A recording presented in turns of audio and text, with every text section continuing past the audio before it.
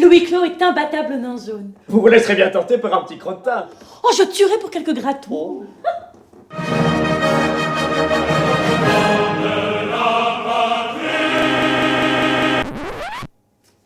Il était une fois le terrorisme. Bah parlons-en, oui. Bon. Bouh! Ah! C'est malin de vouloir faire peur à son prochain. Enfin, Marie-Ève, mon pantalon de chasse préféré. Alors quoi? Vouloir effrayer ses petits camarades pour les soumettre à sa volonté, c'est ça?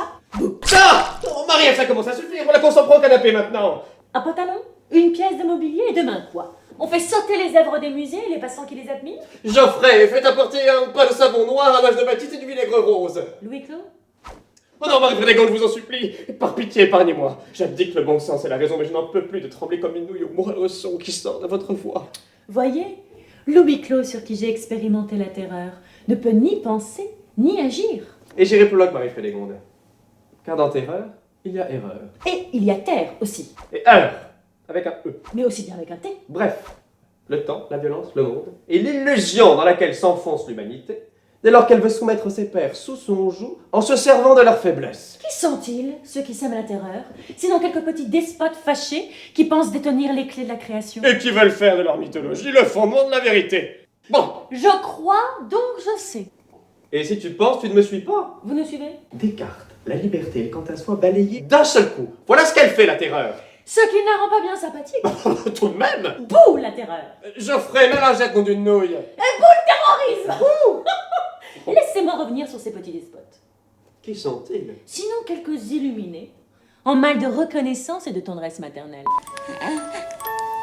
Offrez un tant soit peu d'amour et un geste câlin à quiconque opte pour la terreur et vous verrez que celui-ci se rendra vite compte de son erreur. Et voilà qu'on y revient. Erreur. Terreur.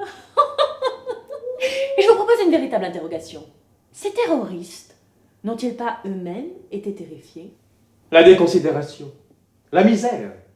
Ne sont-ce pas là objet de colère et de peur? Si j'étais présentement dans un HLM, je serais pour sûr terrifiée et n'aurais pour seul but que de vouloir terroriser mon prochain pour me venger. Les chiens qui mordent sont souvent ceux qui ont été battus. Idem pour les canards, les éléphants et les poneys. Étant enfant, j'avais grand peur des chiens. Tout ça m'a mis en appétit. Geoffrey, apportez-moi un faisan. Et puis un jour, une grosse terre-neuve est venue me lécher de pied en cap pour me rassurer. Je puis vous dire que depuis, je ne passe plus une seule nuit sans une grosse chienne.